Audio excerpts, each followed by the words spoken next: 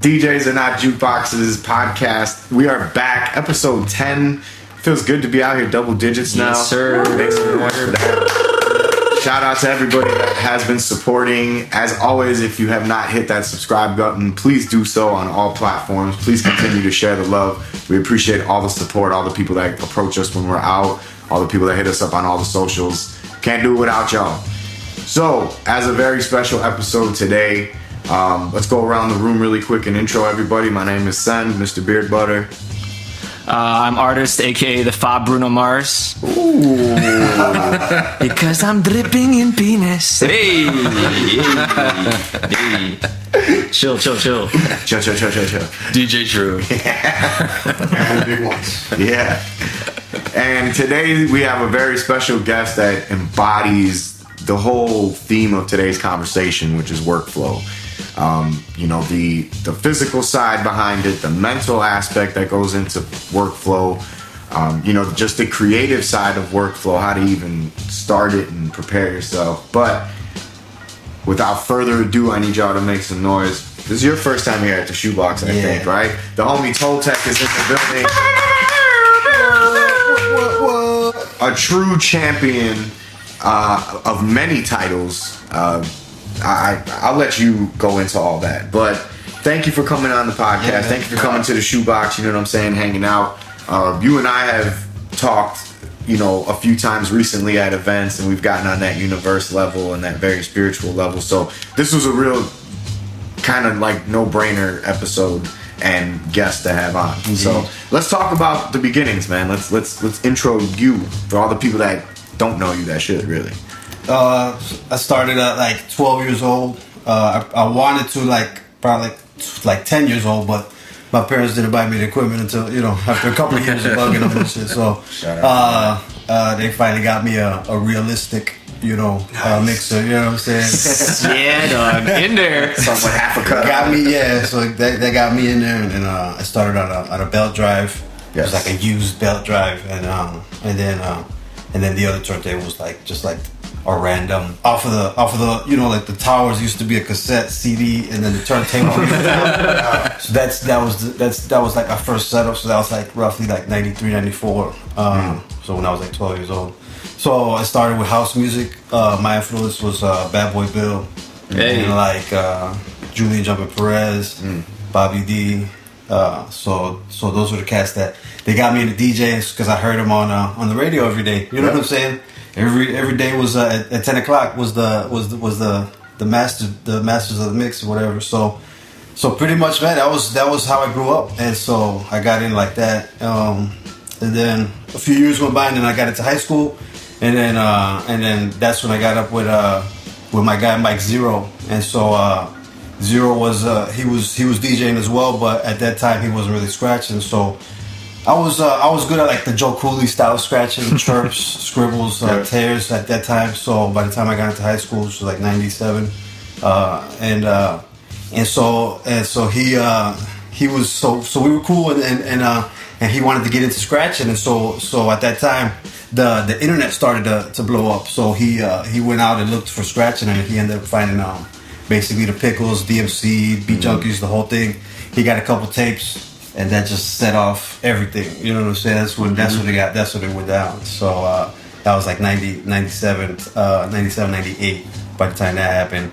And then we were practicing every day after school, and just and just cutting and juggling, and just Q&A and trying to enter any battles. At that time there were battles. Precise was still here. Sprite was still here. Yeah. Kiko was still. Everybody was still here. You know what I'm saying? Shout outs to those guys. It was going down at that time. So late '90s, it was a good place to be here. Chicago hip hop was really, you know what I'm saying, at its peak. And I'm really fortunate and blessed to have lived.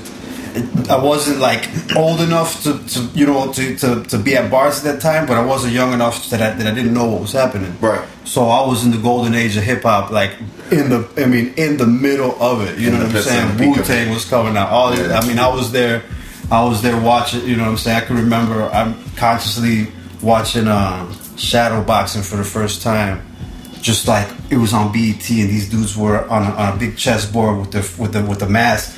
I was 10, 11 years old, and I just I was mesmerized. I was like, this is amazing. Yeah. I was like, I don't know what's going on here, but this is where it is. Yeah, this is where it is. So it's just that, and I had an older sister who was like 4 years older than me. So I got my influence from there. It was always DJs around, so it was just really natural for me to get into DJing. I mean, Chicago was nothing but house DJs at the time. Yeah. You know, it's funny you said like that Joe Cooley style of cutting. That's a very, like, I feel it's a real Chicago house way, like chirps and like scribbles. That was like that Bad Boy Bill like signature.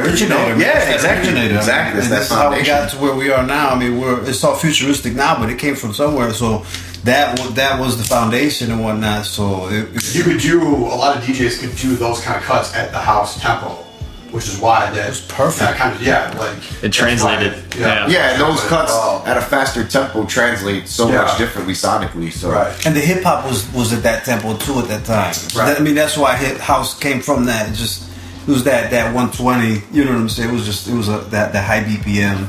It was just fast rap. Yeah, fast rap. Shout out to hip house. Right. You know what I'm saying? Like, White Nights. Some real Chicago shit. Ooh. Cool Rock Steady. Ooh.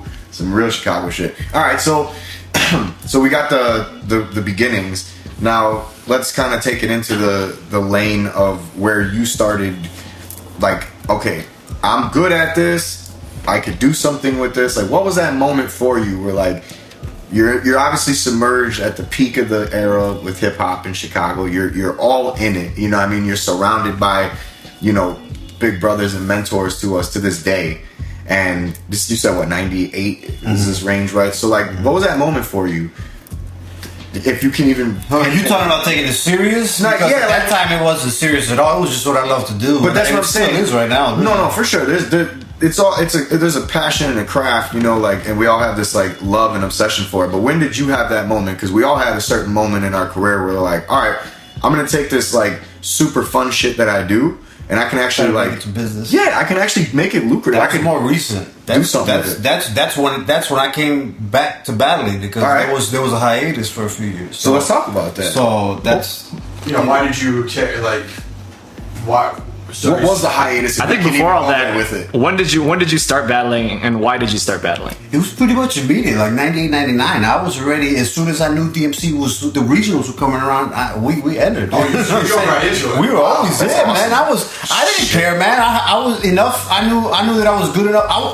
I had, from the jump, I always made Final Six. From the first DMC I ever made, I always made Final Six. I had never entered the DMC and now made Final Six, and that was from the jump. I mean, and that's like teenage years, right after getting my license, type of stuff. Like being able to just drive myself to the battle for the first time. It was like that. And it was from like 20 or 30. And that's when I'm having to go against Precise and Kiko and whatnot. Yeah, you understand? And so, I mean, and obviously them big boys were taking the battles, but I was getting in there with them, and I was rubbing shoulders with them, man.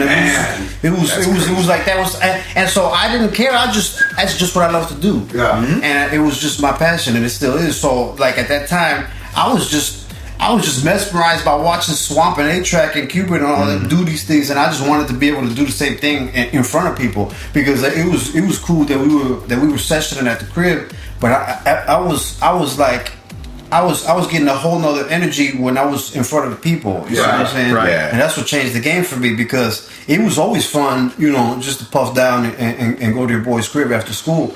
But when you were in front of 100 people, man, and then you hit a pattern, and then everybody erupts screaming. Yeah. You're like, oh snap! Yeah. This is something else. Like, oh, this is like, okay, this is on another level. So that's when I fell in love with battling. I mean, just kept battling, and then. Basically, what happened was after high school, I got up with J Mars and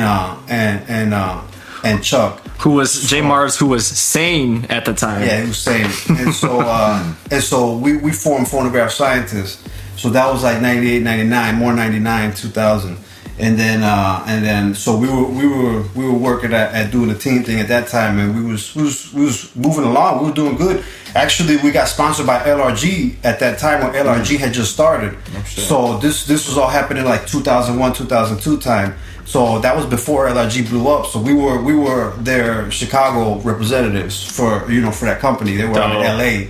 So they were building. They were at that time trying to build with cities, and we were the heads. You know, so that's where that connection is at that time. But what ended up happening was I think J Mars ended up getting married and whatnot, and so it just kind of gradually, you know, drifted apart, and then life. Yeah, you know, and then it's typical, you know, the typical things, growing pains and whatnot. So we just ended up drifting apart, and then like I just, you know, after a couple of years, just kind of lost the fire and whatnot. So I wasn't like practicing as much, and then like the music started to change, like boom bap started to die, and then like trap started to come in, and like I just wasn't finding, it wasn't as easy to find the like good tracks anymore. So it was just like a natural progression that I just kind of drifted away from. But it was always there. I just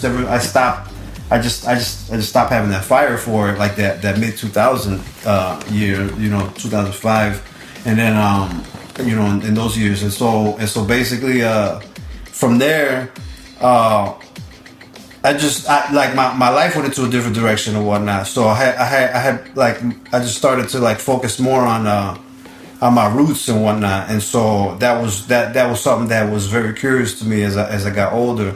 And so I just started to go back more to Costa Rica and started to like learn just about the culture, about the ancient culture, not like the recent culture, because everything's different now everywhere, you know. So I was just you know, like curious and whatnot, and then that's when I went down a whole different rabbit hole and whatnot. So like that took my life into like a more like a spiritual thing, because I was finding out like a whole bunch of things that weren't like common knowledge in society that like really changed my life. And I was like wondering, why aren't these things in like out there? You know, like why isn't this information why isn't this information out there?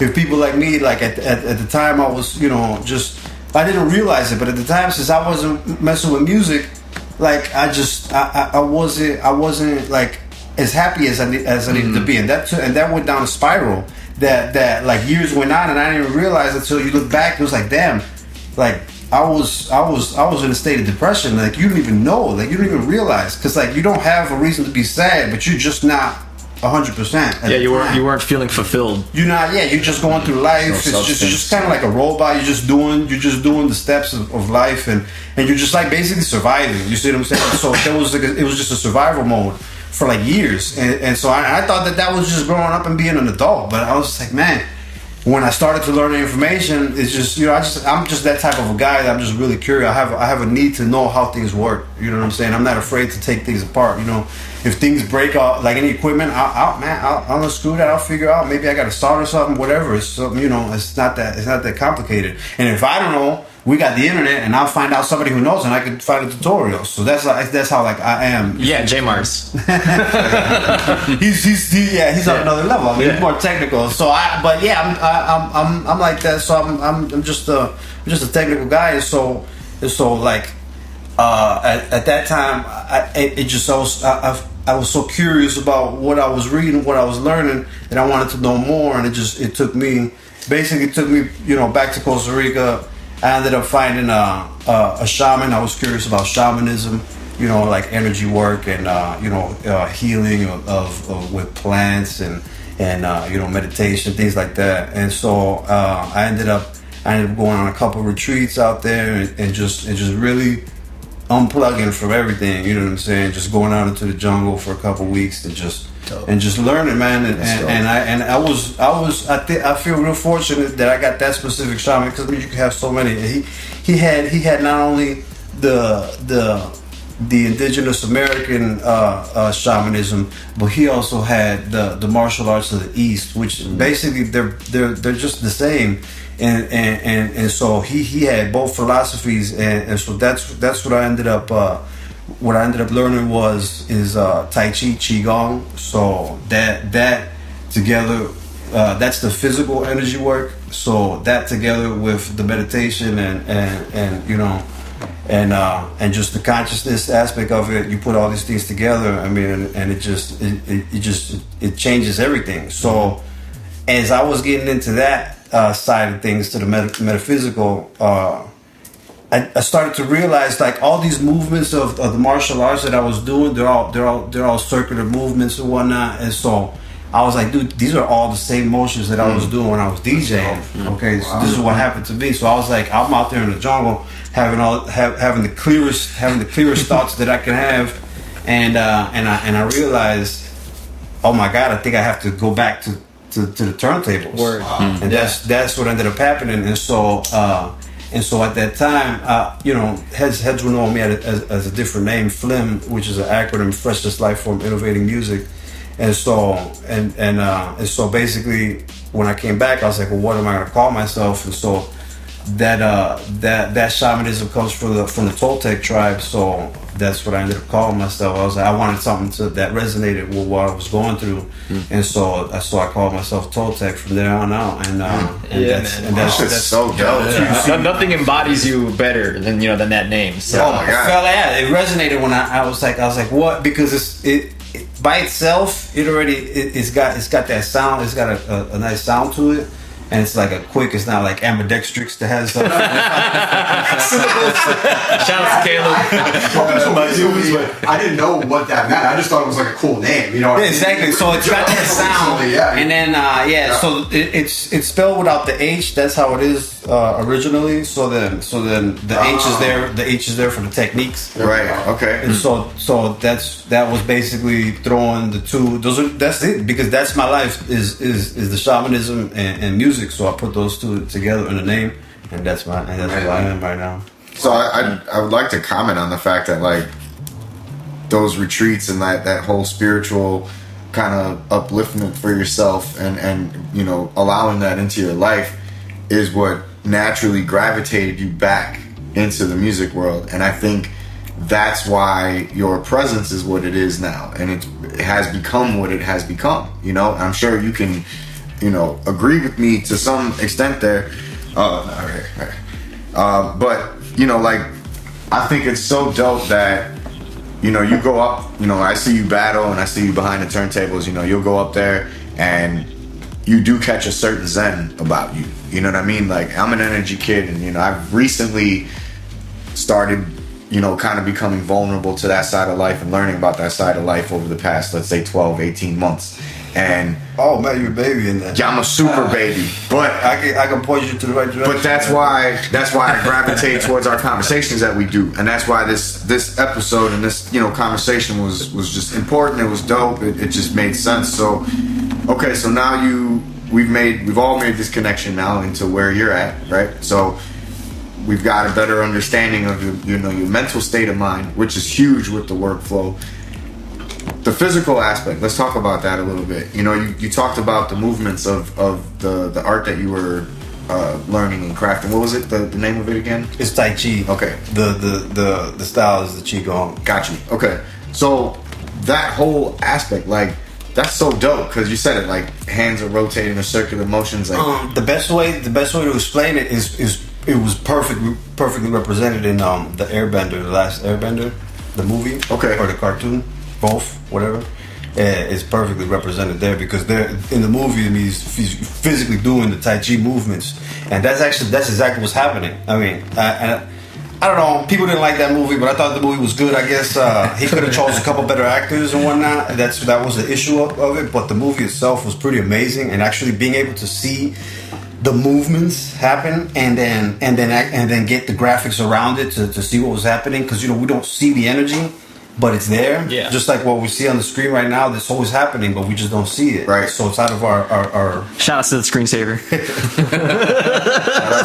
It's like geometric shapes and whatnot. So yeah, so that was cool to see. So that's basically what it is, and it's energy work, and so you're moving the energy.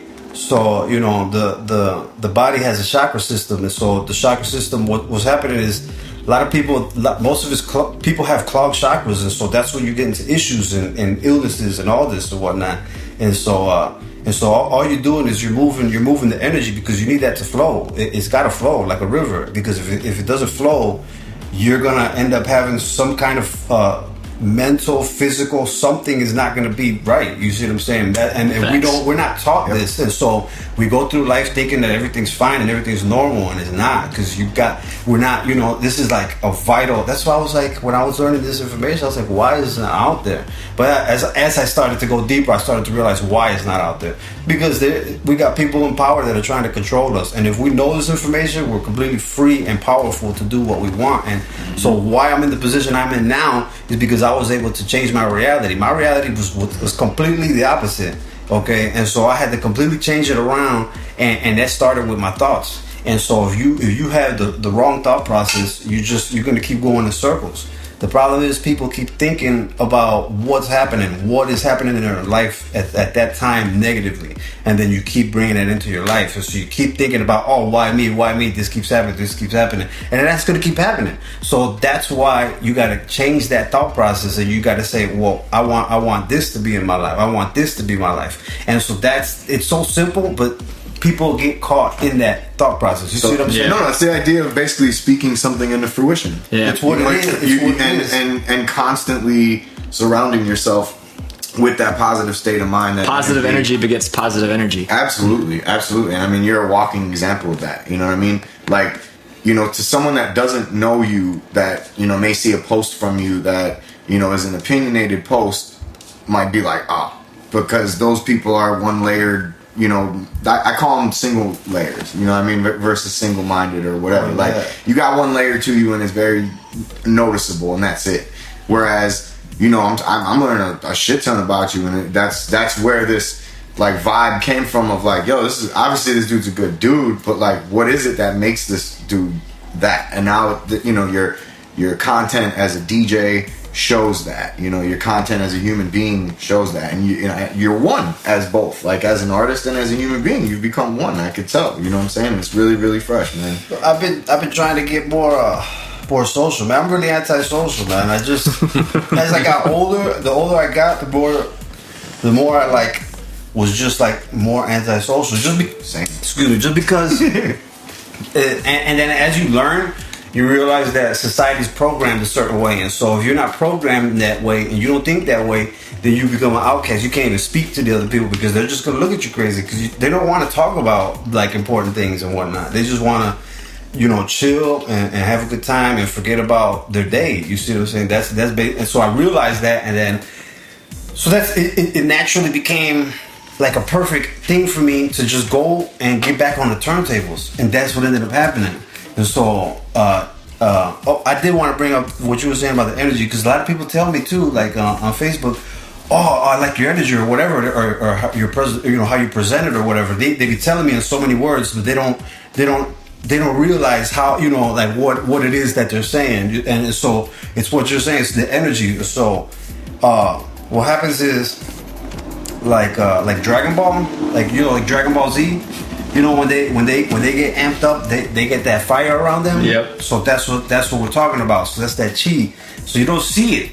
You see what I'm saying? You don't see the fire, right. But you. Big Ones has never watched Dragon Ball Z, by the way. I can tell by the look on his face right now. He's like, that Kame, man, that Kame. So pull that up. Yeah. It's perfect for this. Right. Go ahead. I'm sorry. Go ahead. Yes. So yeah, that's what that is. So my energy's amped up, and so that's what the energy work is. So anything that's exercise, anything that moves the body. So the body is supposed. We're programmed to move.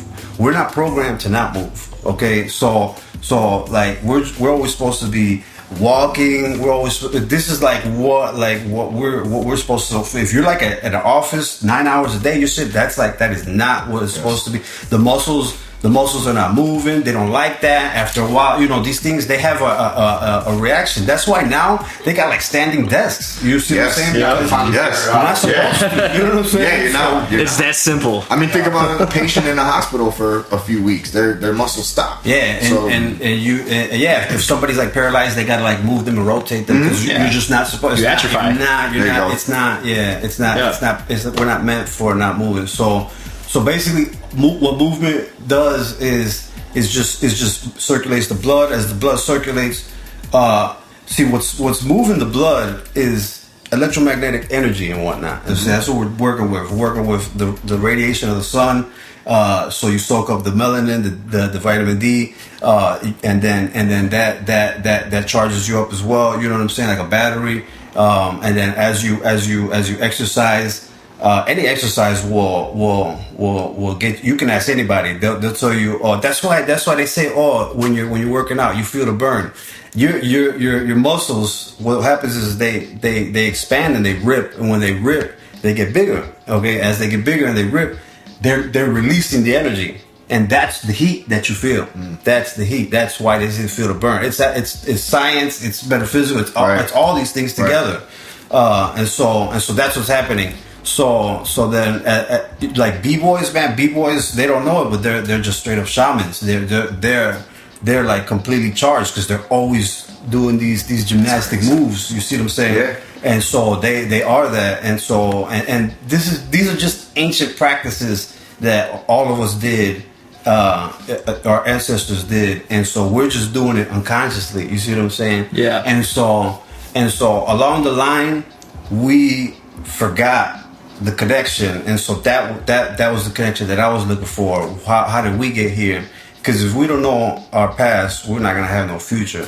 And so you have to understand where you came from if you're gonna have a future. So it's important that we know. And so as I started to learn, I just learned a whole system, man. Just a whole system of consciousness that involves the planets, the alignments, and myself and my thoughts. And so as the planets they move, they get closer to each other and they get further from each other, it causes reactions and whatnot. We'll feel certain ways at different days.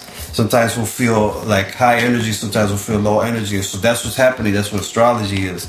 And so you link that all together, and so basically you can know day by day what the energy is going to be, how you're going to feel, what is good for you to put these thoughts to manifest them and to align them with the planets. And so as you do that, I mean, you're pretty much you're locked in. And so you got to be locked in with your environment, with the universe and the physical environment. And so basically you just, as far as the workflow you're talking about, you got to set it up in your mind and whatnot. And so you got to use your creativity. And so you got to shut everything off. If you got to turn off your phone, if you got to turn off the TV, you got to turn these things off because they distract us and whatnot. And so, I mean, they're really putting out frequencies that really they mess with our bodies and whatnot. So Wi-Fi and all these things, it's radiation and whatnot. So something that I use is called orgonite. And so it's an organic material and whatnot, and it actually neutralizes Wi-Fi. I got this it's just like a little pyramid. You just put it in the room. That's dope. And so you could get that anywhere. And so basically, So what the way I do it is, you just obviously throughout the day you just putting together what it is what do you want to be, where you want to go, what do you want to do. And then, and what I do is I actually just meditate on it and whatnot. And so there's certain things you can do. There's mantras. So basically what you're dealing with is, you're dealing with your energy and whatnot. So basically what it is, you got to get down to zero, right? You got to get down to the matrix, down to the source. So you just got to shut the mind off. Because like our brain keeps thinking. You see what I'm saying? Yeah. Like it never stops. It never stops. It's like especially as a creative. Like, yeah, of course. It's like, as a creative, try to go to sleep after a session. Yeah, I don't like to sleep for that reason. Yeah. It just keeps going. Right. So it's hard, and that's the hardest part, and that's why a lot of people find it hard to manifest things and whatnot in their life, is because they just can't focus on it. There's so many thoughts. Mm-hmm. So the key is just to close that down. You got to collapse everything down to one thought, and so that's where the meditation comes into play and whatnot. So if you take 10-15 minutes a day at least, you'll see a significant difference. So you just got to shut everything down. And what actually helps me is they call it binaural beats. which are frequencies. He showed me this. Yeah, Toltech has put me on this. Yeah, this True put me onto the whole. It's the shoebox. Yeah, it's definitely a shoebox soundtrack.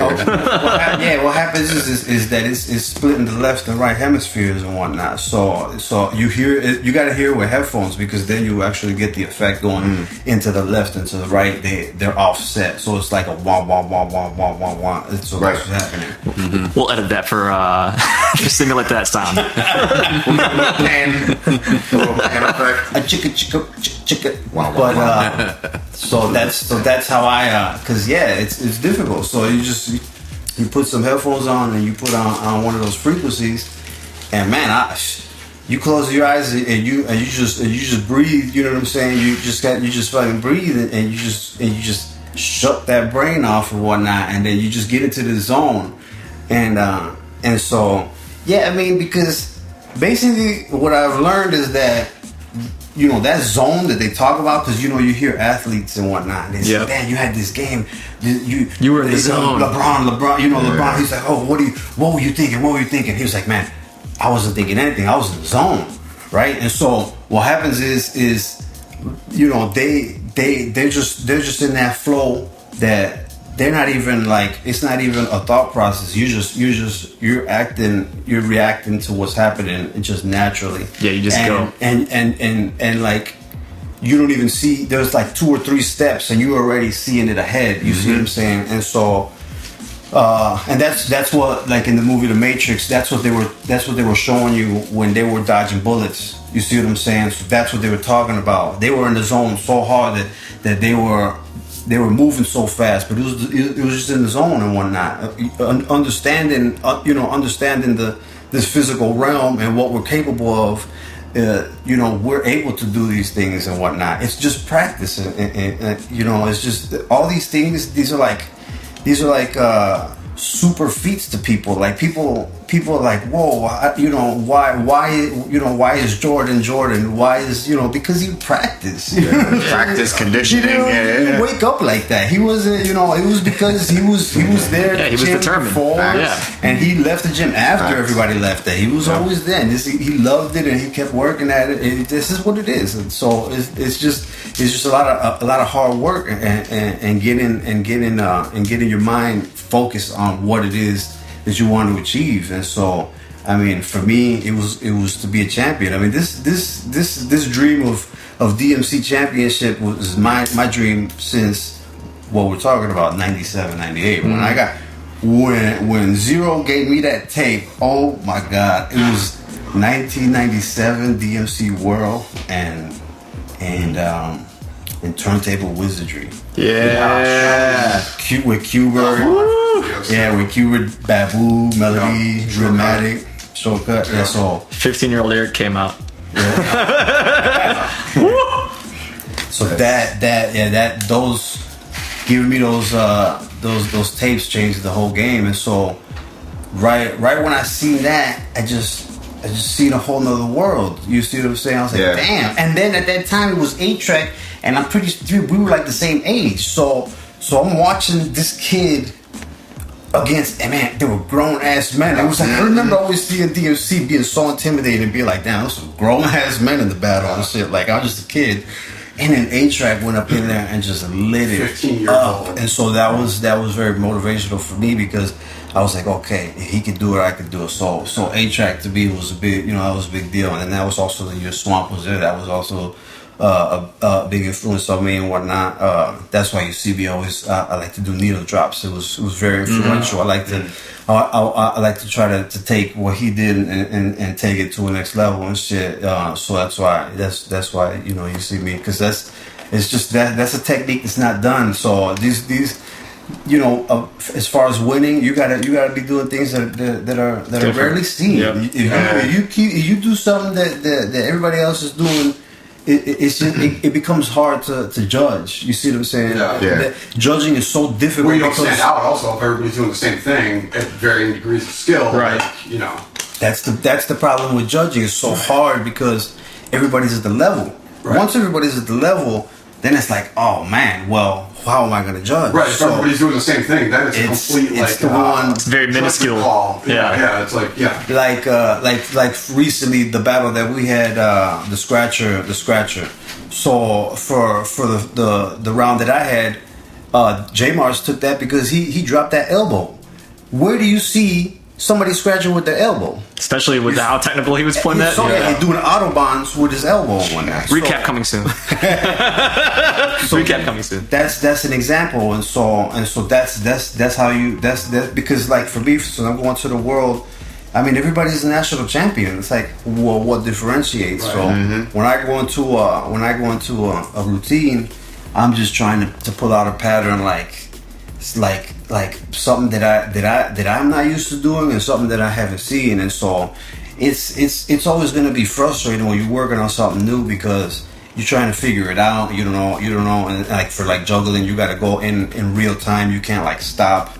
Scratching you can actually stop and see the movements that you need to do. With juggling, you just gotta you gotta go with the BPMs, right? It's on time, so it can get frustrating. But as you lock it down, it becomes more fun because then you start to get the patterns. And so I like to just try to do different crazy ideas. And that's kind of like a perfect segue too. So with that newfound energy, like how did that translate into like your current workflow? Like how did that like what do you what's your mentality when creating sets for battles?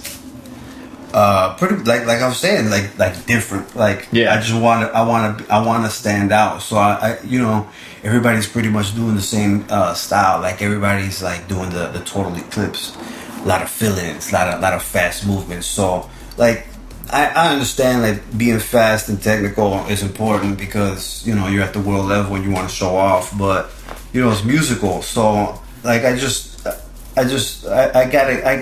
I get inspiration from like the other champions, and the other champions are always different, and so they're always doing something new. So I'm just always trying to do something new. I want to be coming from a different angle. Right. I don't even think we mentioned what we're even talking about as far as this year. Did we even mention that? No. So this is another segue, kind of where I wanted to go with it too. So. Taking all the conversation that we've had, you're talking about being different and just kind of setting up for this. You're in that process right now. That was a big reason we wanted to bring you in here. What did DJ Toltech win now? I kind of forgot. It's kind of a big deal. It's what is it? The national? It's 2018 US Supremacy champion. Make noise. You know what I mean? USA. And that's again, that was a big reason we wanted to bring you here, to talk about what got you here, but you're also here. So real quick, for people that don't know, yes, DMC Supremacy there's a couple different categories. One is like a 6-minute category where you're up there. It's one round. You just do your best 6 minutes, and that's it. Showcase, yes. Right, it's a showcase. So Supremacy is 90 seconds of head-to-head battling. So Toltech just won the 2018 head-to-head battle, where he, obviously went up against some of the best. Which was held here in Chicago. Yeah, it's more in your face than the regional itself, like the showcase. And you chose. This is something else to talk about, I guess. Like this year, the past couple of years, you made the decision to enter both the 6-minute, and you won a bunch of regional titles. You entered the 6-minute and the Supremacy. This year, you made a different decision. Like you can talk about that as well. Purely focus on just Supremacy. Right.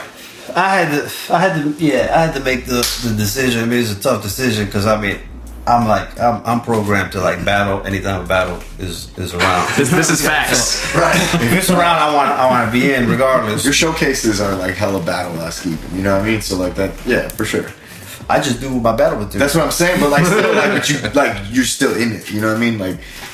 I battle the crowd. Right. That's my point. Yeah, that's my point. You're always in it. So I had to make that decision because, I tried it last year and that didn't work out for me. I did both battles, so that's it's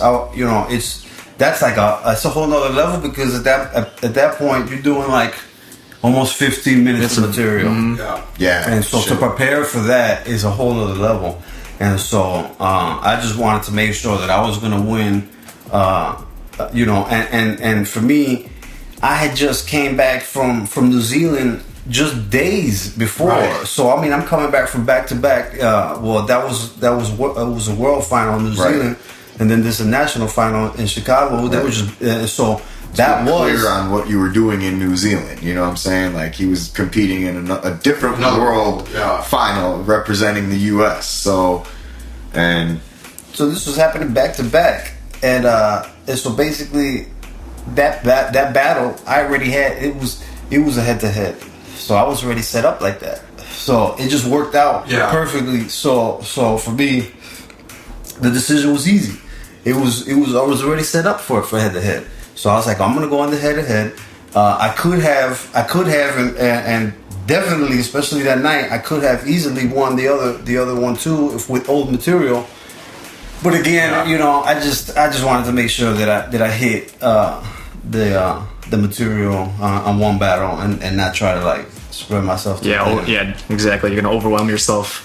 It worked out, so that's because also I mean it's just a lot of material, and I would rather have one battle have super fire material than two battles because that's ended up what happened to Dwellers last year, right? Because he at the finals for the showcase he basically ran out of gas, so it's just what it is, and that's it's a conversation of where you're putting your energy, where you're spreading you gotta how be you're smart, man. And for me, I'm not 20 years old. Like I gotta make sure that my decisions are right, because like these years that are going by for me, like they count. Like this is it for me. It's the fourth quarter. Yeah. I gotta make this happen, and so that's how I'm thinking and whatnot. So I'm going for the goal like right now, like all my years, 20 plus years of experience in DJing is gonna be, I'm gonna put this down in London, and I'm gonna go up against all these dudes from other countries, and I'm gonna take this title, man. I feel good about it, man. Everything's led up to this. I'm coming with a different style. I'm more musical. I'm technical. I'm doing things that a lot of these heads ain't doing and whatnot. A lot of these dudes are doing the same thing. And so, I take pride in coming up with new concepts and whatnot. And so we got to push the culture forward with new techniques.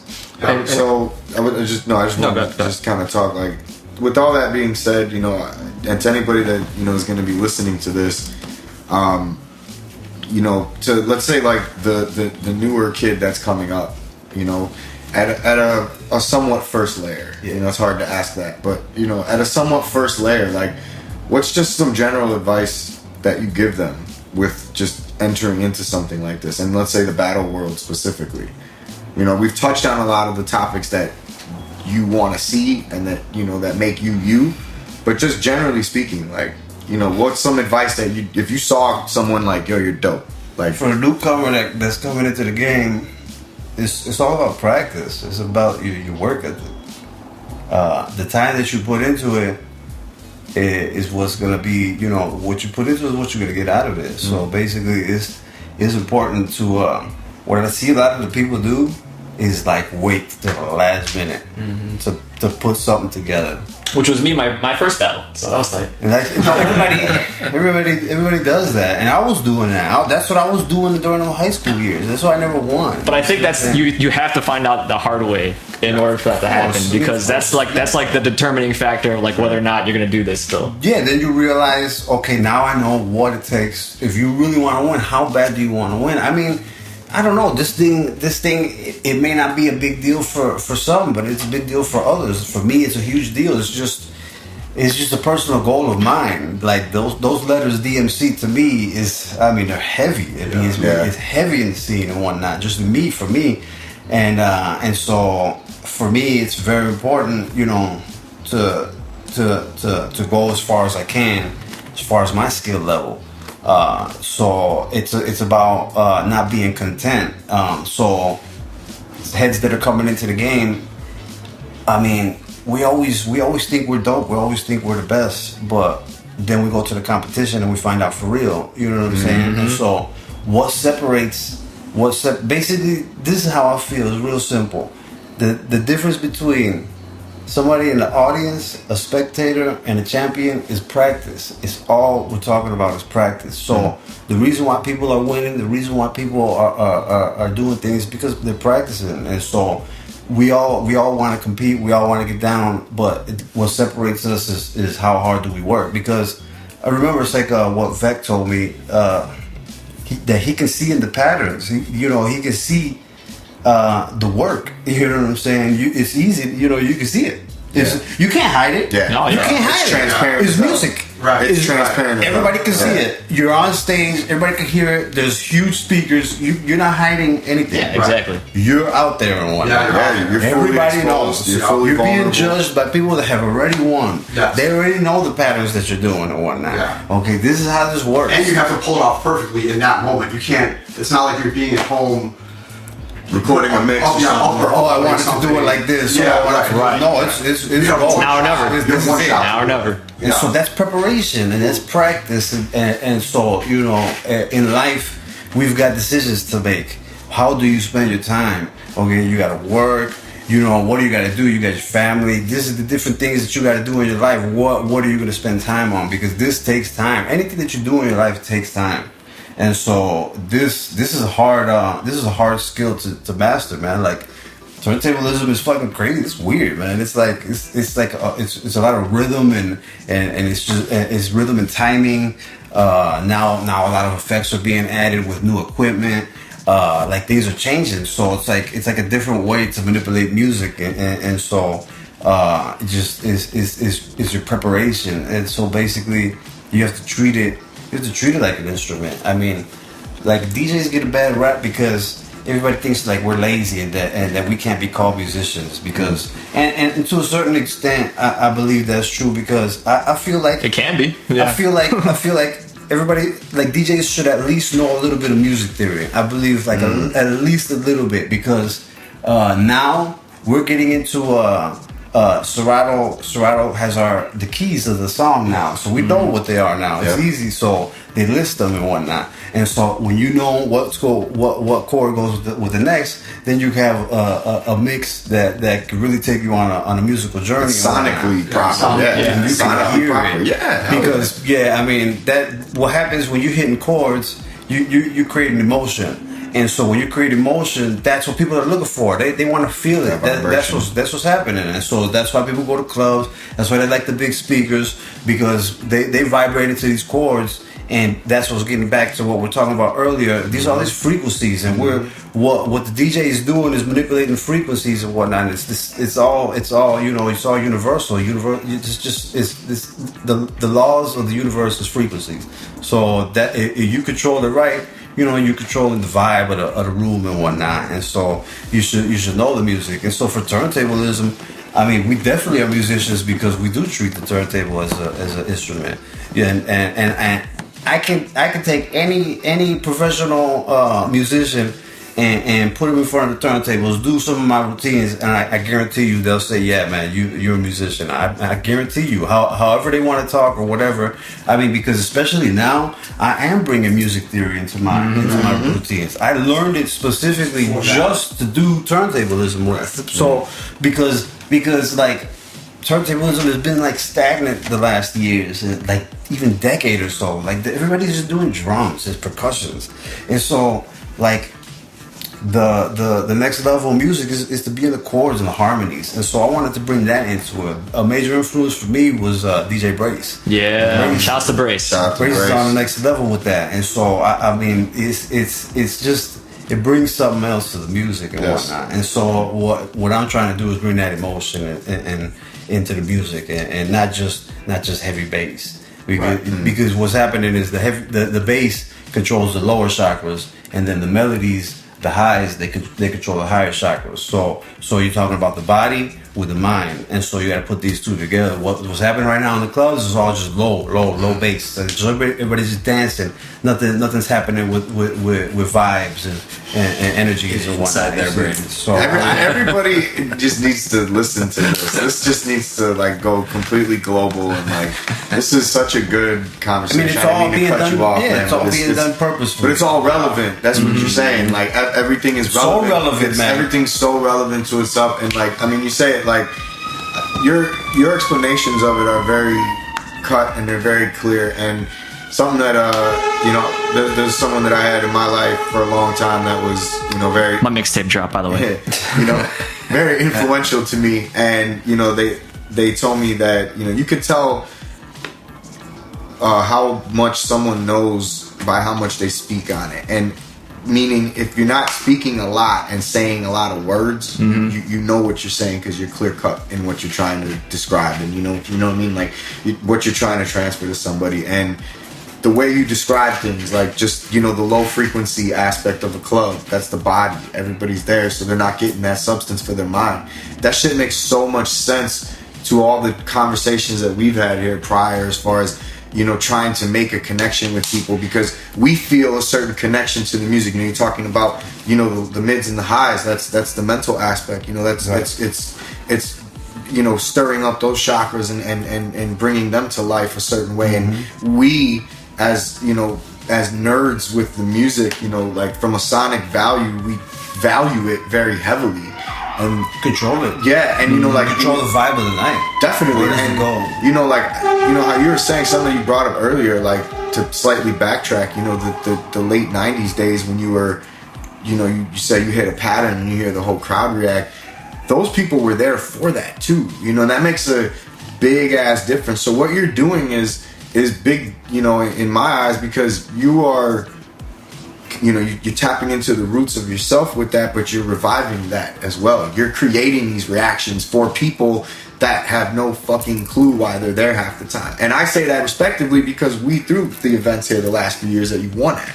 You know what I mean? So like watching people there, especially this last year, it was on St. Patrick's Day. You know what I mean? So like people chose to be at a DJ battle on St. Patrick's Day instead of drinking fake green beer, right?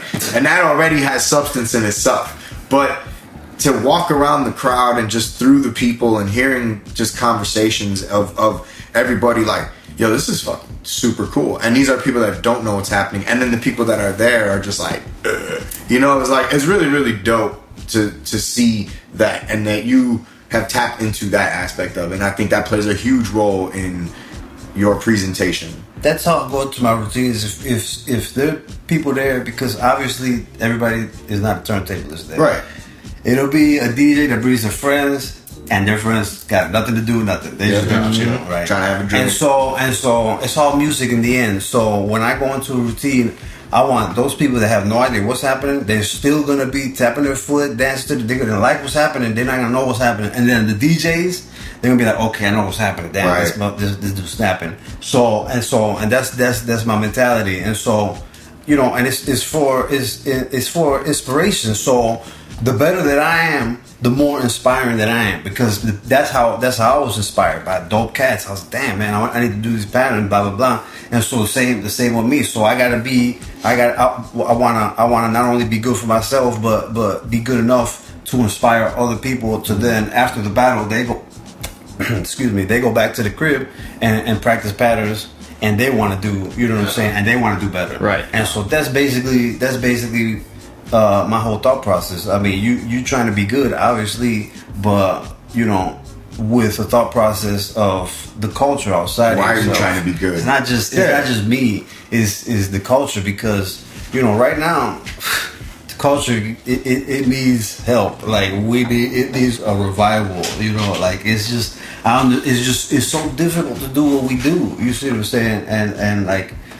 Especially now, it's like people aren't juggling anymore. It's like a lot of scratching and whatnot, and so it's becoming.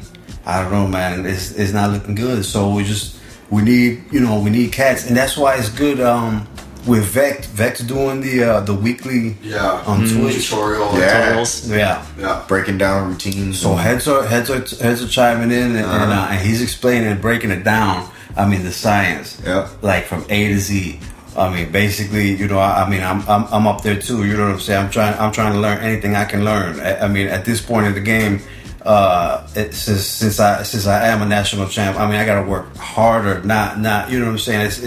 It's to the point where like now I gotta like just up my game, because I gotta learn. And so basically. yeah, it's crazy that we have somebody that's willing to do that and do it for free. At that level. And yeah, man, and really, experience. And really get down to the science of it. So things like that, events like how you guys are throwing, these things count. Like these are what's bringing the community together.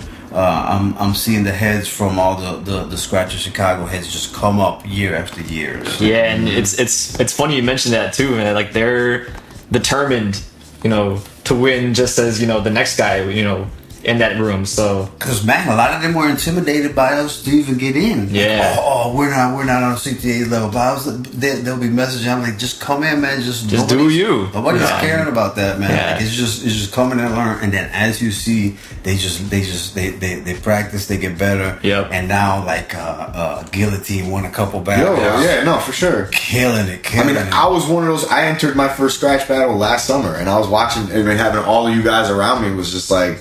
It's like a freak out moment, but like you came up to me at one point. You're like, "Yo, I could tell you've been practicing, bro," and I was like, "Oh shit!" Yeah, you could tell. That's what I was saying.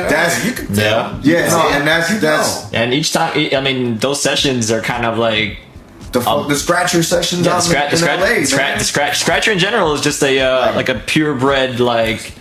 It's just a vibing ground. It's not really like a battleground, honestly. Right. Yeah, you're learning off each other, and I think that's the beauty about these sessions and these events that we throw, to spread that energy. So kind of like what Vector's doing too. Yeah, you want beginners or people that are just starting out to come and get down and then be inspired by everybody else that's like. Yeah, and you might get your head chopped off, but that's part of the game. And that's how you learn. Yeah.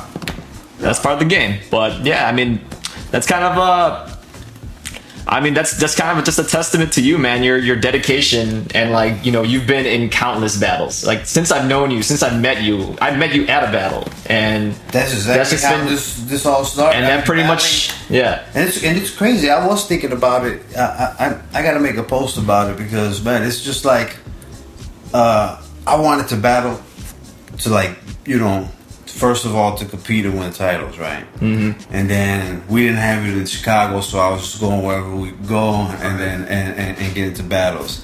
And then I'm realizing, as we're going to different cities, man, I'm meeting people all over the place, and cool people like remember dude Cosmo from Cosmo, Denver, like you just random people and like just cool cats, and now it's just like. There's a web of a connection when you travel, of like all of the main heads. Like, yo, if I go out to Cali, I can holler at Prolifics, Don Paco, Flip Flop, Critique, Itchy. Like, yo, it's gonna be no problem. Boom. If I go out to New York, boom, I can holler at Spectacular, Rolling Roll, Rob Swift. I mean, boom, we're in. I go out to Texas, you out at the Texas Scratch League. You see what I'm saying? At Dopez. I mean, like we're out here linking up. Go out to Canada. Hit up Vec. I mean, as you start to see, there's a network. You know what I'm saying? Go out to Europe. So now, for me, I'm taking advantage. So October is the finals, and after the finals, I'm setting up basically a little mini tour, half vacation, half gig, whatever, where I can get them. So right now, I got like about four or five gigs lining up and whatnot, and it'll be like Amsterdam, Italy, Spain, and basically building, and so just now I want to build on an international level. And so basically, I mean that's the goal, right? I mean to build off of what's happening here, and then and man, propel to new levels. Right? I mean that's what it is. So this was the vision and whatnot, and so for me, like I had a simple list. So for getting back into battling, okay, I wanted number one, I wanted the people to know who I was. Okay, mission accomplished, right? Then number two, I wanted to win the battles, right? So mission accomplished. Okay, so then number three, I wanted to get like fucking the credibility from the legends, from the champs. Mission accomplished. That's been happening, and so now I'm on the last goal, which is the world title. The last quarter. So that's exactly how it was for me. That was the simple list. Yeah. And so all of these things, they didn't happen overnight. I mean, it took years and whatnot. So we're here 4 years since we fucking 2014, right? So we went to real quick, for those who don't know, we're part of CTA. Toltech and I formed CTA with Ambidextrix back in 2014, and he's been battling since we formed CTA. So it's been a crazy ride, kind of like witnessing, your growth since that first battle we all met at. So like maybe just the year after we battled, you won that that first regional we saw you in, and then it just kind of just went up from there. And I mean, just to see you going for the world title is just like, damn, you're going back to London. Like we went to London one time, and this was like, that was a good taste, but now you're actually gonna really reap what you've really sown, basically. I had 10 pounds left over, and I knew I saved it, and I kept it, and I still got it, and I'm gonna use those 10 pounds when I go back. There we go. I need them, and I knew I wasn't gonna change them. Yeah, don't you right. I wasn't gonna change them, so I'm going back. That's just good motivation. Yeah. And I did that on purpose. So this type of mentality you gotta have. You gotta think like a champion. I'm trying to tell you, if you iffy and this and that and this and that, then it's not gonna happen.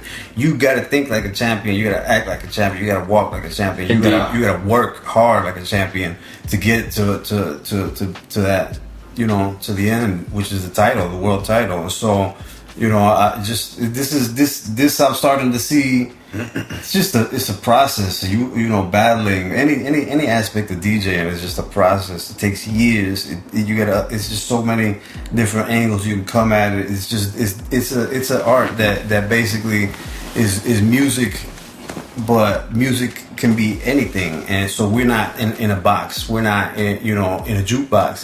This is DJ's not jukebox. This is a universe in itself, and with the consciousness aspect of it, you got to know yourself, where you coming from, what do you want to bring to the people, and so I know exactly the direction I'm going in. I know where I want to go. I know how to interact with the crowd, and that's because of experience I've learned throughout the years. And so you want to win the first battle, and you want to come in, blazing, but it don't work like that. You gotta work hard years, man. It just don't exist.